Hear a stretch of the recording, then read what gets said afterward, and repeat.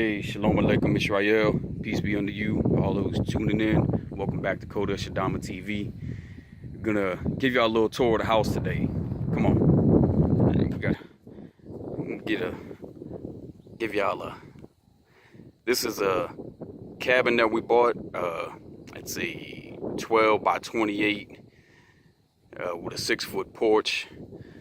This is one of our solar panels that I use to charge a little generator that I'm going to show y'all later on. Y'all seen when we wash dishes in the previous video. This is a Camp Chef propane stove and oven. It costs about $200 on Amazon. It plugs in, runs off propane. Each one of them propane tanks will last probably about a month or two, depending on how much you use the oven. Usually lasts us about a month and a half, 2 months. To buy them, they're $50. To refill them, it's $20. So I mean, $20 every month or two to cook. This is our hand-powered washing machine. We'll show y'all how that works in another video. Come on, let's go in the house. Definitely screens. This is just a temporary deal till we get a screen door. I'm actually gonna screen in this entire porch. You can pick them up at the Family Dollar for about $5. It has these little magnets, holds it together, keeps the flies out. Out in the country, we got a lot of flies, a lot of bugs. They like to come into the house. Okay, here, just give y'all a quick little tour. We have a futon sofa, lays down into a bed, of course, for when you got company. These two heaters, this one is propane powered, this one's electrical. Most of everything in here is run on solar power. We do have grid power here at the property, but we only try to use it for certain things, like in the summertime with the air conditioning, until we expand our solar power system, which this is the controller. The panels are on the roof, and I have in this bench, if you just lift this up, you can see I got a couple batteries in here, pure sine inverter. If you're when you get an inverter, I suggest getting at least a 1500 watt inverter. Maybe have a backup, which I have a 1000 watt backup just in case. But a lot of things, you know, pull, like, which I'll show you in a couple minutes, will pull at least sometimes 1000 watts. So you want to get at least a 1500 watt inverter, because you want to have a little cushion to play with. This is our little refrigerator that we had when we first moved out here. We've since bought another one with a separate freezer.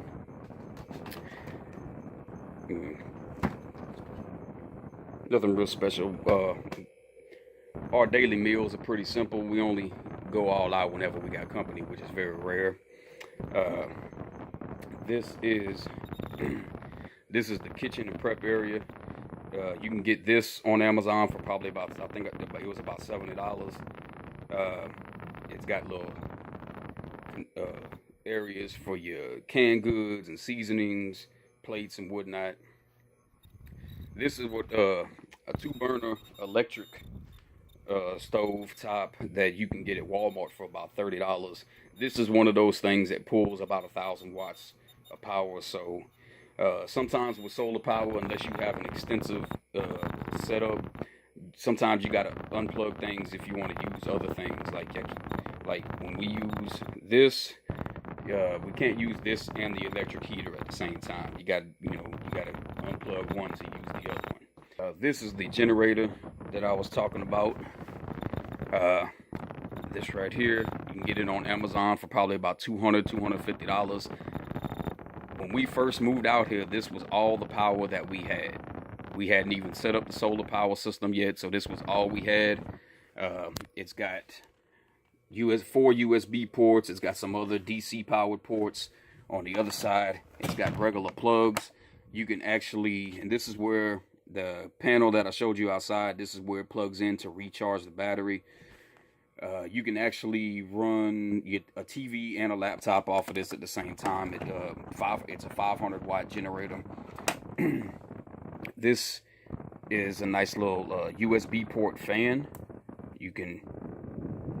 It's good for when it's not too hot outside.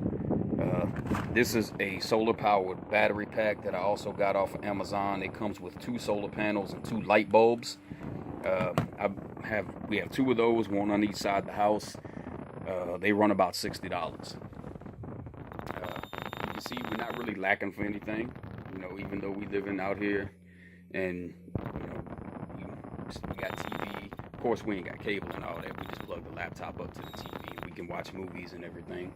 And of course, one of the main questions we always get, especially from the females, is of course how you go to the bathroom. How you go to the bathroom, how you take a shower when you ain't got no running water. Come on, let me show you how it's done. Okay, this is a outhouse that I added on to the back door of the cabin. When we first moved out here, we were going outside to use the restroom and shower in a tent.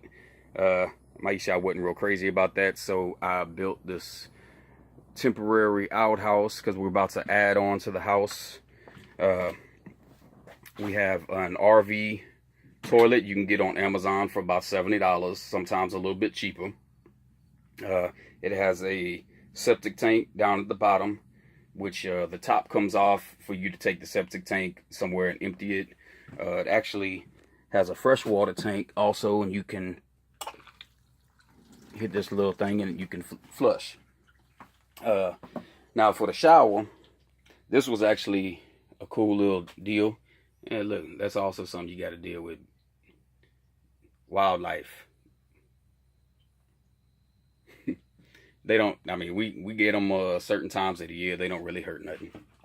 Now, with the shower, it's a rechargeable. I actually can plug this into that little generator as well, so it doesn't use any extra power off the main solar system.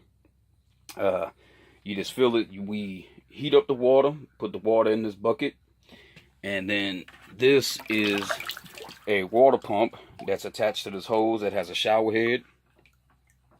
You just hit this little button,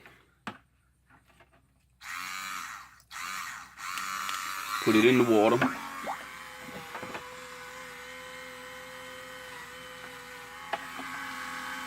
and it sucks the water up through the hose, and you got a shower.